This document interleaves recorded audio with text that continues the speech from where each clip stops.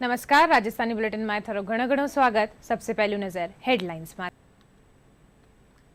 पहलगाम में आतंकी हमला करवावाळा आतंकवादियों पुलिस की स्केच जारी। केंद्रीय गृह मंत्री अमित शाह हमला में जान गवाड़ा वाला लोगों ने दी श्रद्धांजलि। पहलगाम में घटना स्थल रो कर रह्यो है दौरो। केंद्रीय मंत्री गजेंद्र सिंह शेखावत और विधानसभा अध्यक्ष वासुदेव देवनानी पहलगाम में हुई आतंकी हमलारी की निंदा। कया आतंकियों के खिलाफ करी जावेली कठोर कार्रवाई।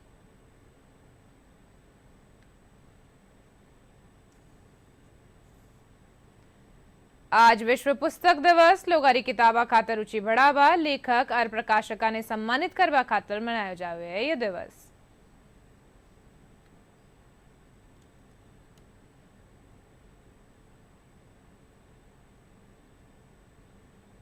चूरू में जल संरक्षण खातर करया जा रही है कई प्रयास। पानी री कमी और फ्लोराइड युक्त खारा पानी री समस्या रो करयो जा रही है निस्तारण।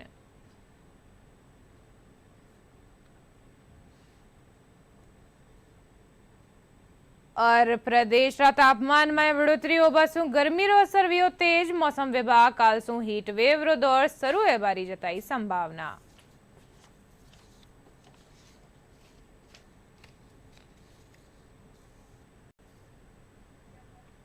मैं हूं थाके सागे और निशा डावले और खबरा विगतवार।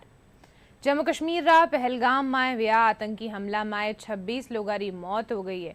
इन घटना रे पछे जम्मू कश्मीर में कड़ी सुरक्षा बढ़ा दी गई है। वटे ही सुरक्षा बड़ा कानीसू सर्च ऑपरेशन चलायो जा रही है। NIA री टीम घटनास्थल रो दौरा करया है।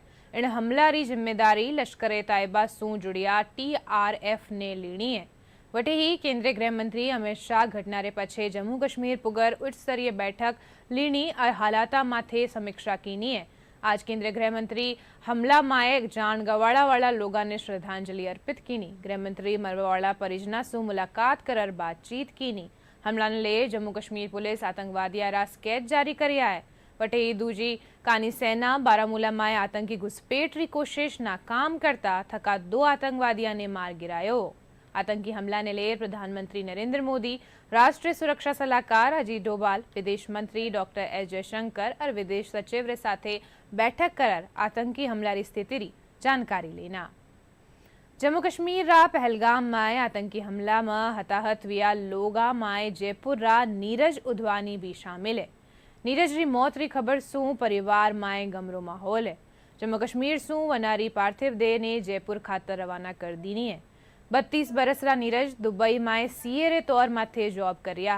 वे हाल ही में अपना दोस्त री शादी में शामिल हुआ भारत आया। शादी रे पछे वे अपनी पत्नी रे साथे 21 अप्रैल ने श्रीनगर घूमवा गया। आतंकी नीरज सू आवरो नाम पूछे और गोली मार दीनी। नीरज रा शोक संपत परिवार जना सू मां का संवाददाता महेश दादीज की बातचीत। पहलगाम आतंकी हमले में जयपुर के नीरज उधवानी की भी मौत हो गई। नीरज जयपुर के मॉडल टाउन के रहने वाले थे, दुबई में रह रहे थे और कश्मीर घूमने गए हुए थे, लेकिन उनको आतंकियों ने बेरहमी से मार डाला। उनके परिवार के जो लोग हैं वो इस समय में गमगीन हैं और यहाँ मॉडल टाउन में उनका परिवार है, उनके परिवारजन रिश्तेदार यहाँ पर जो है एकजुट हुए हैं। आप उनके मामा हैं नीरज के। किस तरह की घटना आप लोग को कैसे खबर लगी, कैसे नीरज का वहाँ जाना हुआ था और किस तरह से आप लोग को सूचना मिली? नीरज जी दुबई में रहते हैं, उनके हस्बैंड वाइफ दोनों दुबई रहते हैं। अभी वो शिमला में किसी दोस्त की शादी में आए हुए थे, तो वहाँ से फिर वो घूमने के लिए वापस चंडीगढ़ गए। चंडीगढ़ से उन्होंने फ्लाइट ली कश्मीर की, तो वहाँ से कश्मीर गए थे ये, वहाँ उनके साथ ही हादसा हुआ। दुबई में क्या किस तरह का व्यापार कर रहे थे? CA वहाँ थे वहाँ पर, और यहाँ उनकी शादी वगैरह भी हुई? शादी यहीं हुई थी, जयपुरी पुष्कर में हुई थी उनकी शादी, अभी 26 फरवरी 2023 में। अभी रिसेंट शादी हुई थी 2 साल? 2 साल 26 महीने हो गए आज पूरे। 26 महीने हुए हैं। किस तरह से उन्होंने कश्मीर जाने से पहले भी आप लोग से बात करी? वो अपनी मम्मी से बात करता था, उसकी मम्मी 5 दिन से मेरे पास ही थी, मैं उसका मामा हूँ। आप उनके रियल मामा हैं? मतलब जिस तरह से आतंकी घटना हुई है ये पूरे देश को आघात पहुंचा है। हर व्यक्ति कहीं ना कहीं इससे सहमा भी है और साथ में क्रोध की भी अग्नि है। अब देखो सरकार जो करेगी तो उचित ही करेगी, बाकी आम आदमी तो कुछ कर नहीं सकता है। अब ये तो दोषियों के खिलाफ कार्रवाई की मांग है। कार्रवाई क्या फांसी दी जाए उनको। लेकिन सर जिस तरह की घटना हुई है उस पर क्या बोलना चाहिए? क्या बोलेंगे सर, जवाब ही नहीं है हमको, तो कुछ बोलने का कुछ शब्द नहीं है। हमारा बच्चा चला गया, इससे बड़ी तो क्या बोलेंगे। क्या बोलेंगे, सरकार को बोल भी कर सकते हैं हम लोग, वो वापस तो आएगा नहीं। वो तो जो गया सो गया, पर वो उसकी माँ के दिल पे भी तो, और वो जो नई नवेली 2 साल पहले ही शादी हुई है, उसके दिल पे क्या बीत रही होगी, वो पूछो। सरकार क्या करेगी, अब तो सरकार के पीछे देखे क्या करती है सरकार को। जो चीज़ गई सो गई, पर हुआ तो बहुत गलत है। पहलगाम में हुआ है, बाद में ये चला कि नीरज को भी गोली लगी है और नीरज की हालत नाजुक है, शायद देहांत हो गया है। फिर कंफर्म किया लिस्ट वगैरह से, वहाँ से पता किया साइट वगैरह से, तो पता लगा कि नीरज का देहांत हो गया है। नीरज 21 तारीख की चंडीगढ़ से फ़्लाइट लेके वहाँ पहुँचे थे श्रीनगर, उनके साथ उनकी धर्मपत्नी आयुषी। नीरज जी दुबई में सीए का काम करते थे, किसी फर्म में सीए का काम करते थे। उनकी पत्नी से बात हुई आप लोगों की, कुछ बातचीत? उसकी पत्नी अभी बात करने की हालत में नहीं है, पर उसने मेरे बड़े भतीजे जो उनको लेने गया हुआ है, इनकम टैक्स ऑफिसर हैं किशोर जी, उनसे बात करी थी कि नीरज को गोली लगी है। और ये सुनते ही किशोर जी अपनी पत्नी के साथ वहाँ रवाना हो गए हैं। उनसे अभी मुलाकात नहीं हुई है। आयुषी जी भी साथ आएंगी शाम। ये जो घटना हुई है, आप लोग क्या चाहते हैं सरकार से कि किस तरह की कार्रवाई होनी चाहिए? सरकार से हम यही चाहते हैं कि तुरंत एक्शन हो, तुरंत उनको गिरफ्तार किया जाए और उनको तुरंत सज़ा दी जाए, और इसके पीछे जो लोग हैं उनको भी बहुत सख्त से सख्त सज़ा दी जाए। आज हमारे बच्चे के साथ हुआ, कल और भी जाते हैं बच्चे, तो कल उनके साथ भी हो सकता है। तो सरकार का काम है सारा करना, उनको सजा देना तो सरकार का काम है, आम पब्लिक तो दे नहीं सकती है। जयपुर में नीरज उधवानी यहाँ रहते थे और दुबई में वे अपनी सर्विस कर रहे थे, सीए के तौर पर थे। लेकिन कश्मीर वे घूमने के लिए गए, सहपत्नी घूमने के लिए गए, लेकिन वापस नहीं लौट पाए क्योंकि आतंकी हमले में उनकी जान ले ली। और यहाँ उनका पूरा परिवार काफ़ी गमगीन माहौल में है। उनके शव का इंतज़ार यहाँ पर किया जा रहा है, लेकिन आँखों में दुख तकलीफ के साथ में एक गुस्सा, एक क्रोध भी है जो ये चाहता है कि सरकार दोषियों के खिलाफ ठोस कार्रवाई अमल में लाए। कैमरा पर्सन राकेश पटेल के साथ महेश दादिच, डीडी न्यूज़, जयपुर। केंद्रीय मंत्री गजेंद्र सिंह शेखावत पहलगाम में व्या आतंकी हमलारी कड़ी निंदा कीनी है। वे कहा कि भारत इन तरियारी कायरतापूर्ण हरकतारो हमेशा मुंहतोड़ जवाब दीनो है। आगे भी प्रधानमंत्री नरेंद्र मोदी और केंद्रीय गृह मंत्री अमित शाह कठोर कार्रवाई करेला। प्रधानमंत्री जी और माननीय गृह मंत्री जी ने अपने वक्तव्य में सीधे सीधे कहा है कि ऐसी कायरतापूर्ण घटना को अंजाम देने वाले प्रत्येक व्यक्ति को,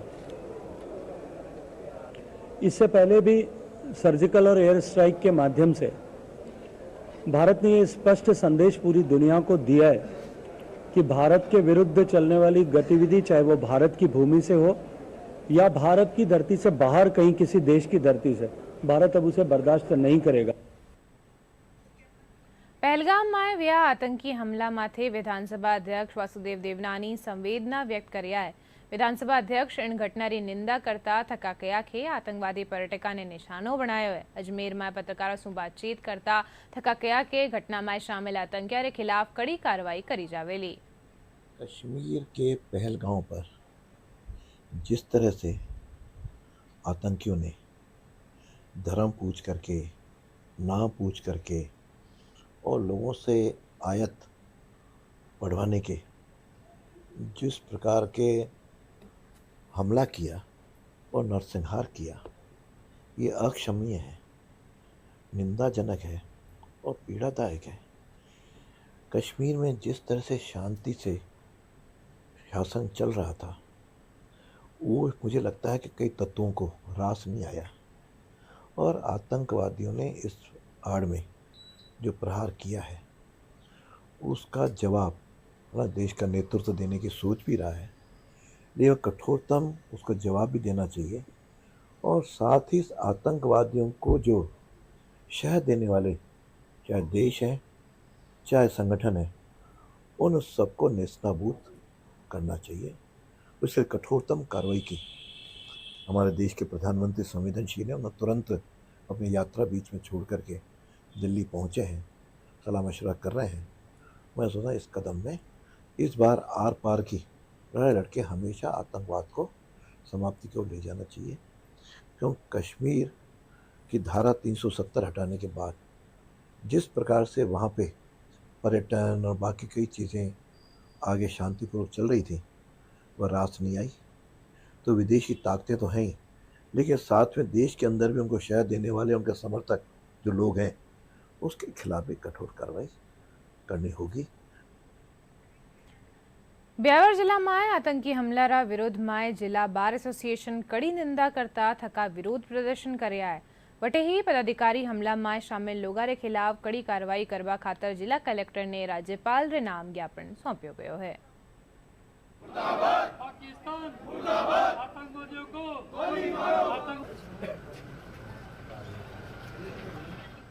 जो पहलगाम में जो आतंकवादी कायराना हमला हुआ है, जिसमें करीबन 28 हमारे भारतीय नागरिक मारे गए, जिसमें 2-3 अन्य देशों के नागरिक भी हैं जो वहाँ घूमने गए हुए थे। ये जो हमला हुआ है, जिसमें उसका धर्म पूछ के उन व्यक्तियों को गोली मारी गई है, जो कि बहुत ही कायराना और अमानवीय घटना है, जिसका बार एसोसिएशन, जिला बार एसोसिएशन संस्था कटे शब्दों में उसकी निंदा करती है, विरोध करती है। और आज इसी संदर्भ में उन आतंकवादियों के खिलाफ कार्रवाई कर और पाकिस्तान को अब मुंह तोड़ जवाब देने का समय आ गया।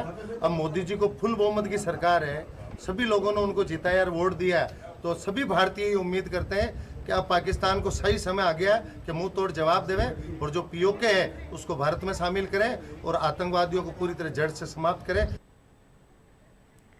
मां योजना रे सफल क्रियान्वयन ने लिए आज सवाई मानसिंह मेडिकल कॉलेज में कार्यशाला रो आयोजन करियो गयो। चिकित्सा शिक्षा सचिव अमरीश कुमार बतायो कि यह योजना न सिर्फ सरकारी बल्कि निजी अस्पताल खातर भी है। वे कहा कि सरकारी निजी अस्पताल में लोगों ने निःशुल्क इलाज मिले इन माते फोकस करियो जा रही है।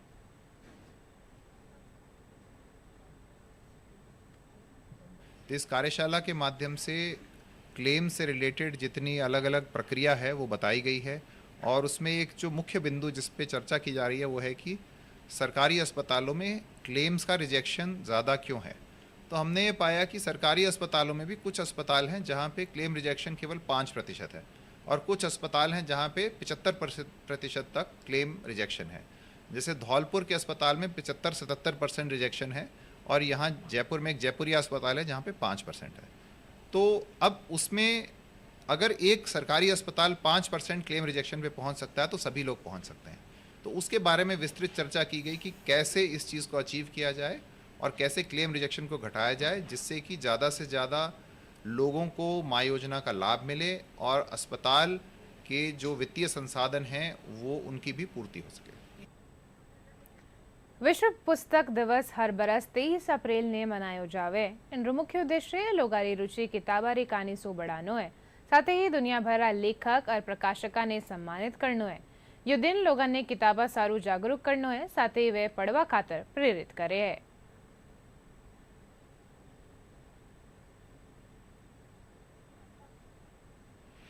इसको इसलिए बनाया जाता है, इसमें पुस्तकों को पढ़ने के लिए बढ़ावा देने के लिए पाठकों और ऑथरों को इसकी उपयोगिता को जागरूक करने के लिए कॉपीराइट एक्ट का मिसयूज नहीं हो उसको बढ़ावा देने के लिए हम इसको मनाए जाते हैं।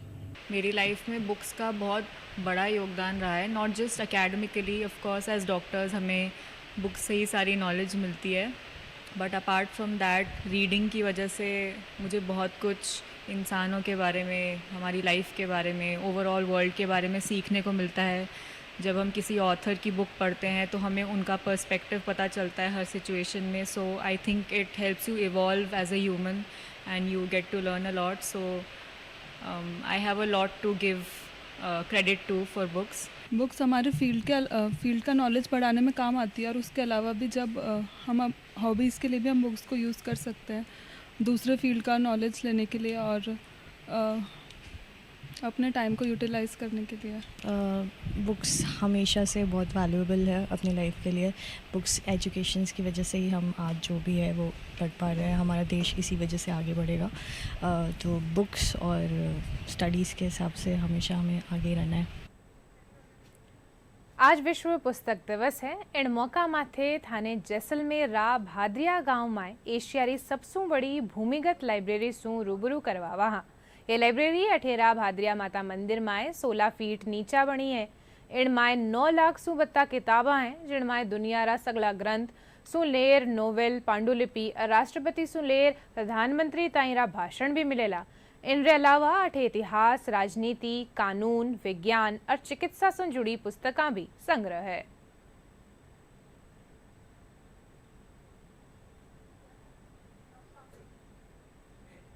हमारे इस छोटे से गांव भादरिया में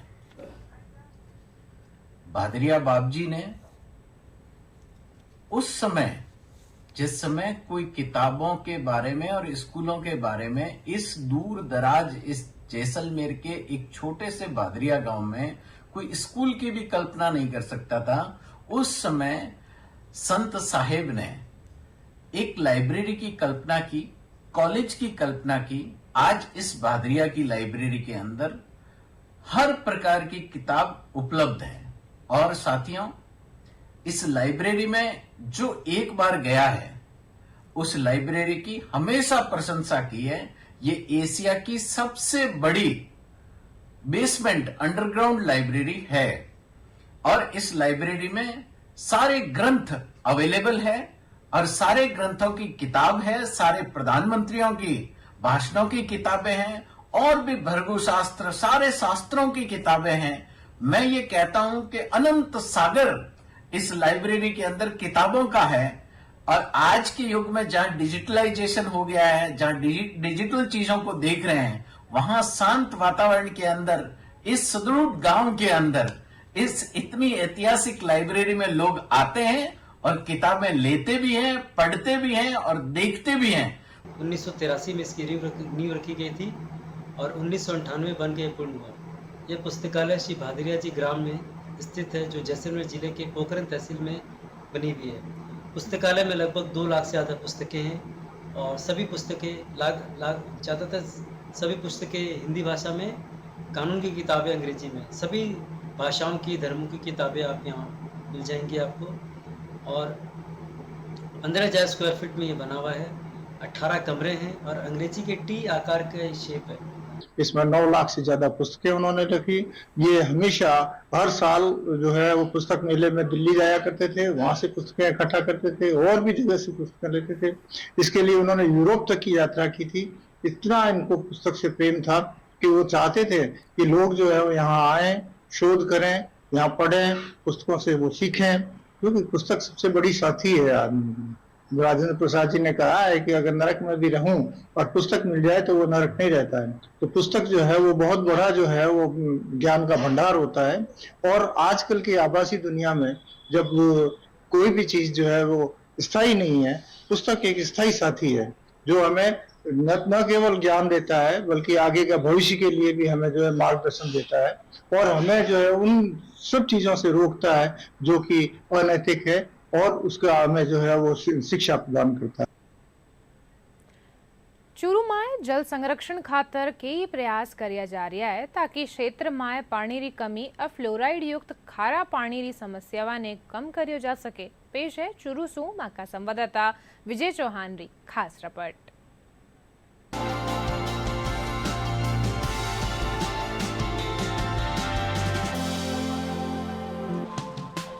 चूरू जिले के ज्यादातर इलाकों में पानी में फ्लोराइड की मात्रा बहुत अधिक है। यही कारण है कि चूरू जिले का पानी खारा है, जो पीने और सिंचाई के योग्य नहीं है। जिले में जल संरक्षण के लिए कई प्रयास किए जा रहे हैं, जिनमें वर्षा जल संचयन, पारंपरिक जल संरक्षण, तकनीकों का उपयोग और जल संरक्षण के प्रति जागरूकता शामिल है। जल संरक्षण के रूप में बरसाती पानी का संचयन किया जाता है। चूरू के घरों में पेयजल के लिए टांके बनाए गए हैं। कुंड में बारिश के समय, मानसून के समय जो पानी भर जाता है वो फिर पूरे साल भर काम में आता है। लावणी के टाइम खेती में, पशुओं को पिलाने में वही पानी सब काम आता है। हमारे रामसरा में खारा पानी है, इसलिए हमने मीठा पानी के लिए हम इस जोड़े की सफाई कर रहे हैं। इस जोड़े में हम बरसात आने से पहले पानी इकट्ठा कर रहे हैं ताकि पशुओं को और पेड़ पौधों को पानी मिल सके। चूरू में वर्षा जल को इकट्ठा करने के लिए पारंपरिक और आधुनिक दोनों तरह की विधियों का उपयोग किया जाता है। चूरू में वर्षा जल को संरक्षित करने के लिए सदियों से पारंपरिक विधियों का उपयोग किया जा रहा है, जैसे कि झालरा और टांके को बरसात से पहले साफ सफाई कर उनमें बरसाती पानी इकट्ठा किया जाता है और पूरे वर्ष पर पीने के काम में लिया जाता है। ये जल का संरक्षण हो रहा है, ये एक बहुत बड़ा सामाजिक अच्छा कार्य है, पुनीत कार्य है, सेवा का कार्य है। जितने ज़्यादा से ज़्यादा गांव के लोग जो है इसमें जुड़ करके इसको एकमात्र ये नहीं समझे कि अभियान के दरमियान ही करना है। ये गांव की पंचायत के लोग हैं, इन सबको मिलकर के महीने में 15 दिन में ऐसा कुछ संगठन बना करके इसको इस तरीके से करे सुचारू रूप से 6-12 महीने चलता रहे। रामसरा गांव के अंदर कुछ जगह खारा पानी है और उसकी जगह इसी कारण से क्या है कि जोड़ है और कुंड है। कुंडों के लिए सरकार ने योजना चला रखी है। जोड़ों की सफाई के लिए हम सब गांव वाले एकत्रित होकर हर बार क्या है कि जोड़ की सफाई करते हैं। पशुओं में जो फ्लोराइड से बीमारी होती है उसका निदान भी है। पास में गऊ घाट है, वहाँ पशु पानी पी लेंगे और अंदर से पानी लेके लोग पीने के लिए और वर्कशॉप में देने के लिए ये बड़ा संग्रहण होगा। चूरू में पानी खारा होने के कारण जल संरक्षण के महत्व को समझाने और आम लोगों को जल बचाने के लिए प्रेरित करने के लिए विभिन्न संगठनों द्वारा समय समय पर जागरूकता अभियान चलाए जा रहे हैं। Bureau report, DD news, Jaipur. बूंदीरा रामगढ़ विषधारी टाइगर रिजर्व में जल्द ही 2 मादा बाघ शिफ्ट કર્યા જાવેલા। वन विभाग इन तैयारियां पूरी कर लीनी है। अब मादा बाघ महाराष्ट्र और मध्य प्रदेश सू लाई जावेली। रामगढ़ विषधारी टाइगर रिजर्व में 5 बाघ बागिन और 1 शावक विचरण कर रहा है। अठे मादा बागिनारी कमी होवन रे कारण इन 2 मादा बागिना ने अठे शिफ्ट कर्यो जावेलो।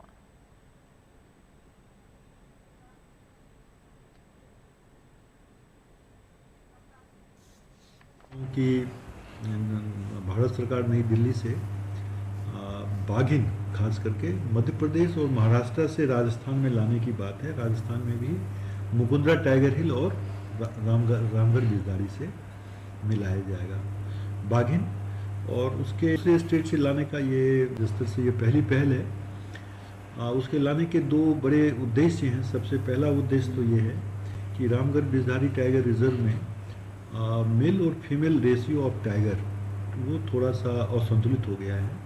तो उस असंतुलन को दूर करने में यदि फीमेल मुझे मिलती है, फीमेल टाइगर्स, तो ये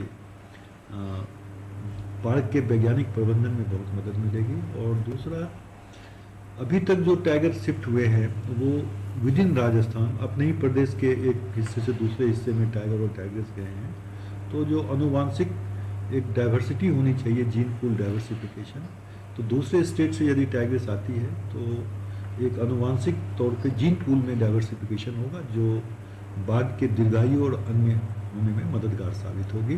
बातें चल रही है, वो 2 टाइगर्स के लाने की बात है। रामगढ़ गिरधारी टाइगर मादा, दोनों मादा होंगे। मेल तो यहाँ है, मादा की बात चल रही है। और यदि वो आ जाते हैं तो 5 लगभग एडल्ट टाइगर्स में से हैं और 1 छोटे बच्चे हैं। कि जो तैयारी मैं कर सकता हूँ वो RVTR के अंदर की तैयारी मैंने की है। उचित परिवेश होना चाहिए। पूर्व में हम AN झा मिनी जू दिल्ली से लगभग 101 परिवेश को ट्रांसफ़र कर चुके हैं, और उसी तरह से केवलादेव नेशनल पार्क से हमें अनुमति मिली थी 150 की, उसमें से 143 टाइगर, चीतल और दूसरे जानवर को यहाँ शिफ्ट किया जा चुका है। और अभी हाल में ही भारत सरकार और अपने उच्च अधिकारियों से 250 चीतल को लाने की अनुमति मिल चुकी है। उस चीतलों को परिवहन करने के लिए हम प्रयासरत हैं और इसी महीने में कार्रवाई शुरू हो जाएगी। प्रदेश में फेरू तापमान में बढ़ोतरी होबा शू गर्मी रो असर बढ़ गयो है। मौसम विभाग रे मुजब राज्य में एक फेरू हीटवेव रो दौर शुरू हो जावेलो। इनके अलावा बाड़मेर में 42.2, चित्तौड़गढ़ में 42.1, श्रीगंगानगर में 42, धौलपुर में 41.5, फलौदी में 41.2 और राजधानी जयपुर में 40.1 डिग्री सेल्सियस तापमान रिकॉर्ड कर्यो गयो। मौसम विभाग रे मुजब आगाड़ा 5 दिन में तापमान में 2 से 5 डिग्री सेल्सियस री बढ़ोतरी होबारे साथ ही लू चालवारी संभावना है। तापमान सामान्य से 1 से 2 डिग्री सेल्सियस ऊपर रिकॉर्ड हुए हैं। पश्चिमी राजस्थान में सर्वाधिक अधिकतम तापमान बाड़मेर में 42.2, जबकि पूर्वी राजस्थान के कोटा में 42.3 सबसे ज़्यादा अधिकतम तापमान रिकॉर्ड हुआ है। वहीं न्यूनतम तापमान फिलहाल सामान्य से 2 से 4 डिग्री सेल्सियस नीचे रिकॉर्ड किए जा रहे हैं। अगले 5-4 दिन ज़्यादातर स्थानों पर मौसम मुख्यतः शुष्क रहेगा। वहीं अगले 2-3 दिनों में अधिकतम तापमान में 2 से 3 डिग्री सेल्सियस की बढ़ोतरी होगी, यानी कि 24-25 अप्रैल से ही पश्चिमी राजस्थान के सीमावर्ती क्षेत्र, खासकर जैसलमेर, बीकानेर और आसपास के क्षेत्रों में अधिकतम तापमान 43 से 45 डिग्री सेल्सियस के बीच रिकॉर्ड होना शुरू होगा। यानी कि हीट वेव का नया जो दौर है वो 24-25 अप्रैल से ही पश्चिमी राजस्थान में कहीं कहीं शुरू होगा। वहीं पूर्वी राजस्थान में भी शेखावटी क्षेत्र और जयपुर ग्रामीण क्षेत्रों की यदि बात करें तो 25-26 अप्रैल से यहाँ पर भी अधिकतम तापमान 43-44 डिग्री सेल्सियस रिकॉर्ड होगा और जो नया हीटवेव का दौर है वो भी अगले आने वाले दिनों में देखने को मिलेगा। इसके अलावा अप्रैल एंड होते होते पश्चिमी राजस्थान के कई इलाकों में अधिकतम तापमान 45-46 डिग्री सेल्सियस को भी क्रॉस करेगा, यानी हीटवेव की इंटेंसिटी और क्षेत्र में बढ़ोतरी होगी। अब बुलेटिन के अंत में आए मुख्य समाचार एक बार फिर। पहलगाम में आतंकी हमला करवावाळा आतंकवादियों पुलिस की स्केच जारी। केंद्रीय गृह मंत्री अमित शाह हमला में जान गवाड़ा वाला लोगों ने दी श्रद्धांजलि। पहलगाम में घटना स्थल रो कर रह्यो है दौरो। केंद्रीय मंत्री गजेंद्र सिंह शेखावत और विधानसभा अध्यक्ष वासुदेव देवनानी पहलगाम में वे आतंकी हमलारी की निंदा कया। आतंकियों के खिलाफ करी जावेली कठोर कार्रवाई।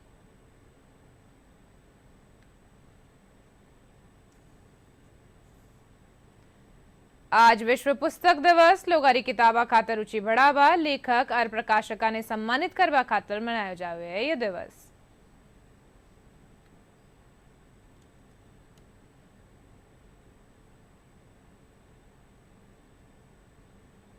चूरू में जल संरक्षण खातर करया जा रही है कई प्रयास। पानी री कमी और फ्लोराइड युक्त खारा पानी री समस्या रो करयो जा रही है निस्तारण।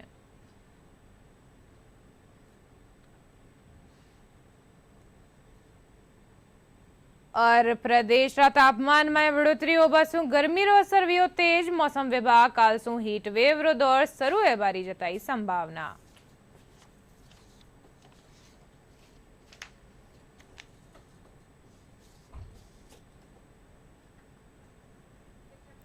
आ बुलेटिन में एतरो ही थे। देखते रहियो डीडी राजस्थान। नमस्कार।